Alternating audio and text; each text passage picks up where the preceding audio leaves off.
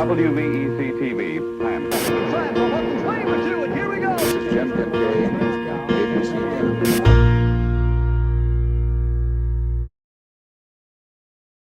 This special LNC presentation is sponsored by Haynes Furniture.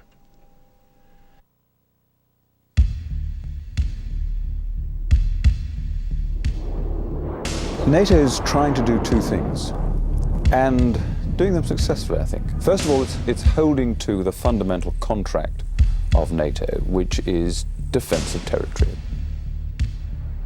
Before the Berlin Wall was torn down and the Soviet Union disappeared, NATO was a part in the deterrence to counterbalance the Warsaw Pact.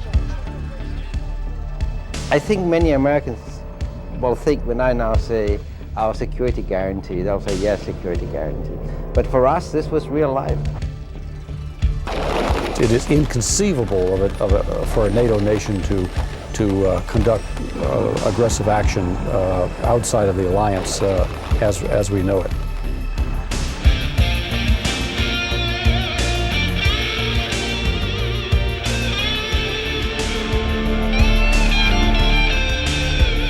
For 50 years, it's provided security for Western Europe and North America. It faced down the spread of communism, saw an end to the Cold War, and now there's a new mission on the horizon. Hi, I'm Mike Lewis. Join us for a closer look at one of the world's most powerful alliances, an alliance that has its headquarters right here in our own backyard. We're delighted to have you in what I call a new partnership, and it is a partnership. This is not just a one-way street. It's not just us in NATO telling you how to do the business. An officers' training session at the headquarters of the North Atlantic Treaty Organization here in Norfolk. Not at all unusual unless you take a closer look at who's there. They're military officers from Bulgaria, Estonia, Hungary, Poland, and Slovakia. And they are here as part of one of NATO's newest efforts. It's called Partnership for Peace. Partnership for Peace is about working with non-NATO nations on humanitarian relief, search and rescue, disaster relief situations. So straight away you have NATO involved in quasi-military, non-military businesses. Now that's not the principal role of NATO, but wherever you have well-trained, well-organized, well-commanded, well-supported and practiced military forces, they are capable of carrying out a whole range of missions, from war fighting at the top end to disaster relief at the bottom. But NATO's primary mission from the beginning on April 4th, 1949, has been security for North America and Western Europe. Security from the kind of tyranny that built the Berlin Wall, and security from the unprecedented military buildup in the Soviet Union during the Cold War. I think many Americans will think when I now say our security guarantee, they'll say yes, security guarantee. But for us, this was real life. I mean, we had, you know, during the Cold War, the Soviets, they used to call the Baltic Sea the Sea of Peace. It was sheer propaganda. It was one of the most heavily armed seas in the world, and we had the Russian ships moving in and out of our belts because Denmark controlled the access to the Baltic Sea. Well, before the Berlin Wall was torn down and the Soviet Union disappeared, NATO was a part in the deterrence to counterbalance the Warsaw Pact. But with the demise of the Soviet Union, the role of NATO changed, and that's really the major role as we see it now, to teach the former Warsaw nations how things can be done in a different and more democratic way. But the prime focus remains on the military. It remains on training forces from all member nations to fight as one. And nearly 50 years of practice has brought some major military advantages. Over the years, as we have worked hard on some of the fundamentals of how alliances work, like interoperability, communication systems, common ammunition, common fuel systems.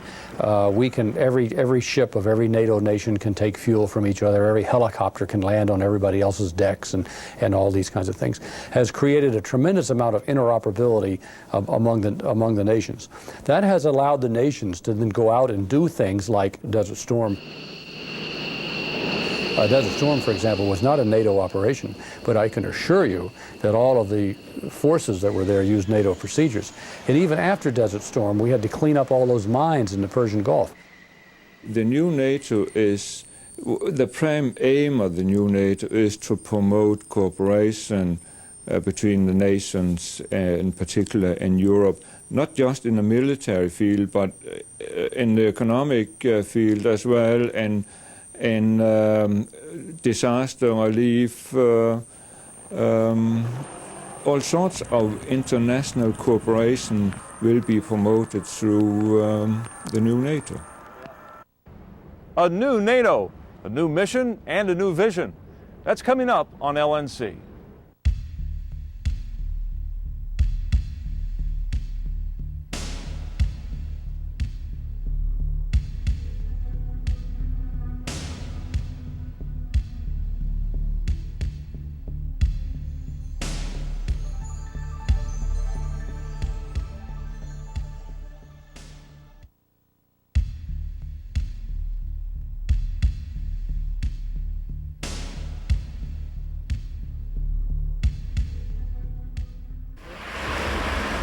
First day I was in Sarajevo, I knew why we were here. It's a noble thing we're doing.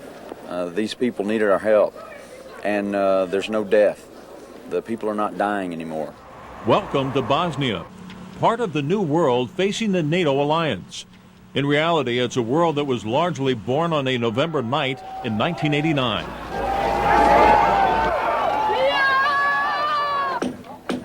I was myself ambassador in Germany at the time. I think the event that more than anything else changed the map was the fall of the wall in Berlin on the 9th of November 89, which led to German unity, to the fall down of the Warsaw Pact, and to the dissolution of the Soviet Union. So what you could say is that the big threat from the East has disappeared.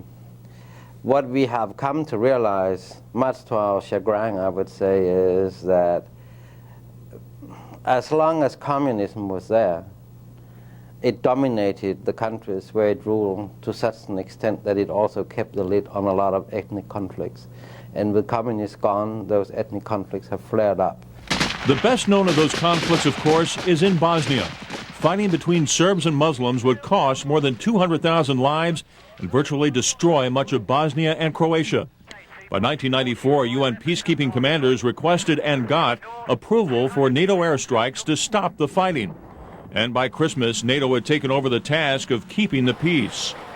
The United Nations is a very important world body that involves all nations and brings to the table, brings the debating chamber, the many and different concerns of those nations. NATO is a much smaller, much more compact and coherent, and therefore intrinsically more effective political military alliance that has the infrastructure, the doctrine, the practice, the thought processes, the decision-making processes that can very quickly bring military force into the field. And that's the fundamental difference. By Christmas time this past year, NATO soldiers were not only carrying out their mission to enforce the 1995 peace agreement, they also had begun the year-long task of removing deadly landmines. So this whole area is mined. We've had 3 people killed here, just on this far side.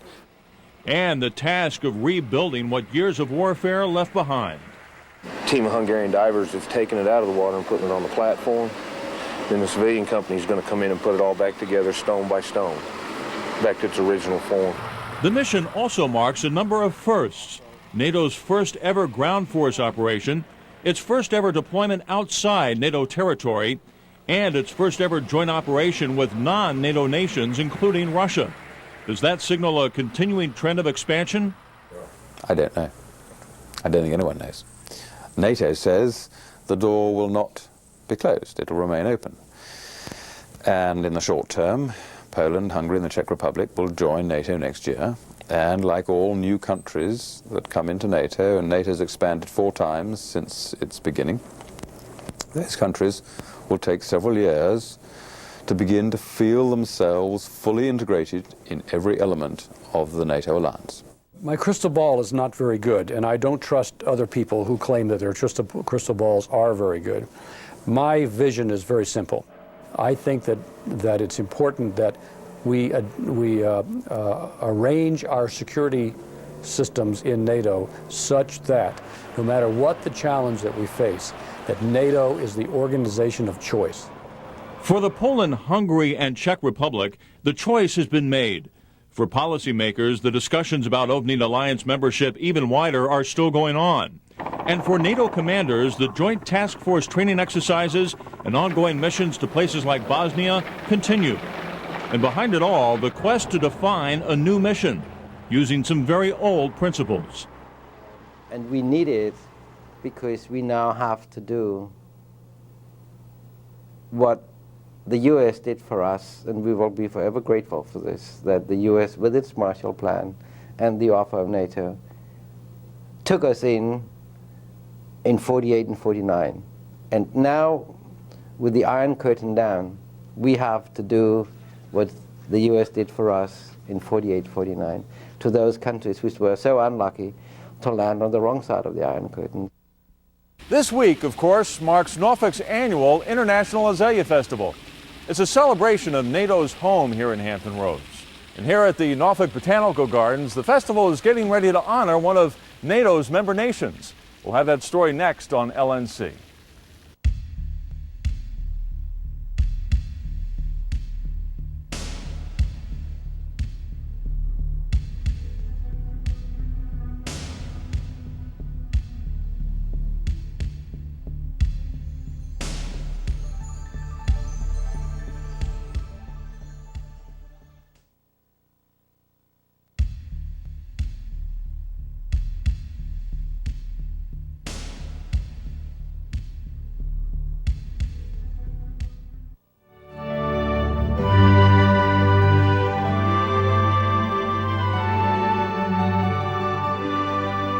Well, it is the oldest kingdom in the world. Our present queen, Queen Margrethe II, can trace her ancestors down to a king called Gorm the Old, who ruled the country in about year 900. It's an old country. I myself have my baccalaureate from a school called Ribe Cathedral School. The first document authorizing this school is dated by the Bishop of Ribe in 1145, but the school is older than that. Denmark is one of the smallest countries in Europe, made up of more than 400 islands located between the North Sea and the Baltic. With 5 million people, it's also one of the most densely populated nations in Northern Europe, and one of the wealthiest. We have a very high GNP per capita.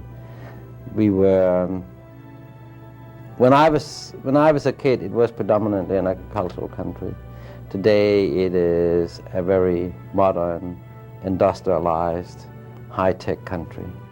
Denmark is also this year's most honored nation at Norfolk's Azalea Festival. To me, it means that being one of a rather few number of Danes serving here in Sackland, it's a great honor, naturally. But nevertheless, we share, I would say, a lot of things in common with the life in this area, Hampton Roads area, as we are a nation devoted very much to trade, to shipping. We have old tradition of sailing across the Atlantic, and the Danish trade companies in Hampton Road are well represented. But aside from trade and technology, one of Denmark's most honorable efforts came during some of Europe's darkest times. The year is 1940. Adolf Hitler's stormtroopers march into Denmark to begin 5 years of occupation. Within 3 years, it's clear that Hitler's final solution for the Jews was intended to apply to Denmark as well. Actually, the Gestapo had at that time made elaborate plans to round up the Jewish population while they were at the Rosh Hashanah services in the synagogues, and then ship them off, transport them to the death camps in Germany. Norfolk Rabbi Israel Bornstein was one of those Danish Jews in danger. Out of the population of about 7,000 Jews of Denmark, 6,500 escaped through the efforts of the Danish underground, of Danish Friends. Even the university organized itself. Scientists became involved, students became involved, private people became involved, the entire Danish fishing fleet became involved, on which I was transported to Sweden and my family during the night. Some Danes did give their life. There was some court. If the fisherman who took us had been caught, he would have been shot on the spot. Denmark, unlike any other nation in Europe, became a kind of a North Star in that it showed the way for the entire world, and it took a very strong moral stand, whereas everyone was cowed and everyone was terrorized and everyone was afraid. So if you should learn from this, it should be that humans are humans, they're bad people, they're good people, and that is regardless nationality. You cannot just put a stamp on a nationality or a group. Denmark was one of the original nations of the NATO alliance, and for nearly half a century has been one of its most enthusiastic members. For the last 50 years almost, NATO has been the pillar of Danish security policy and defense. And one of Denmark's prime aim has been to promote or draw NATO in the direction we are going now, more stability in Europe, especially for us, stability in the Baltic region. The 3 Baltic states are important for Denmark. And that's one of the messages that Denmark is bringing to Hampton Roads this week, a message of trade, a message of partnership, and a message of peace. All taken together, what we hope to show the good people down in Norfolk is a portrait of an enthusiastic member of NATO, being at the same time a very kind and open country. We'll take a closer look at the Azalea Festival itself when we come back. You're watching LNC.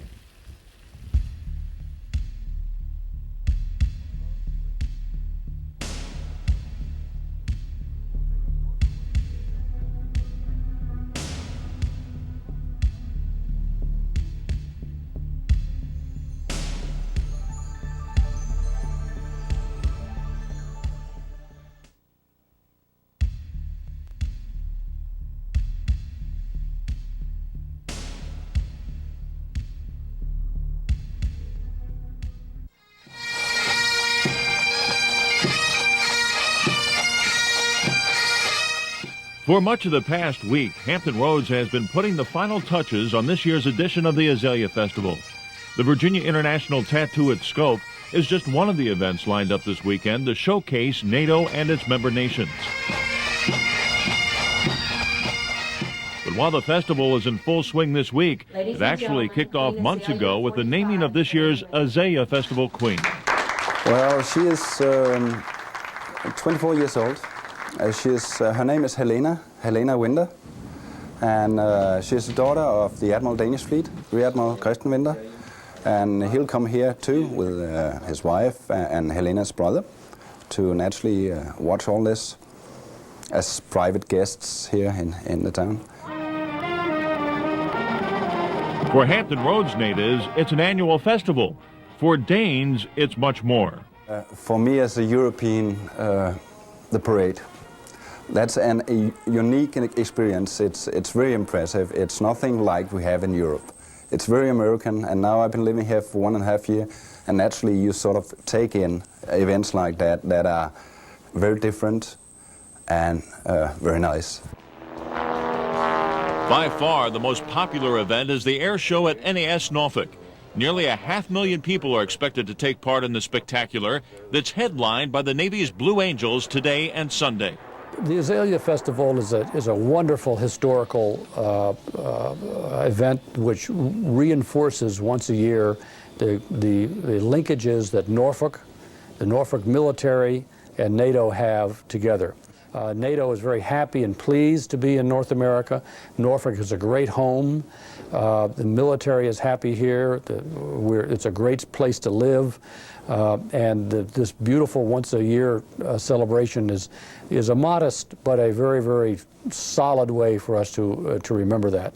And beyond the pageantry, beyond the symbolism, and beyond the big-ticket events, the message is a simple one. We live very much within the Hampton Roads community. We are part of the community. Our children go to local schools. We get involved in local associations and activities. We rely on the local community, as any military organization will. And one of the great advantages of the Azalea Festival is it brings us together with the local community doing various things and makes us realize in a sort of subliminal way how much we are part and parcel of the same overall community. And we invite you to stay tuned for festival highlights throughout the weekend here on LNC. We'd also like for you to tell us what you're thinking. Visit our website at www.pilotonline.com/LNC, or you can email us directly at lnc@norfolk.infi.net. We thank you for joining us for this special program today. I'm Mike Lewis. See you next time. You're watching LNC.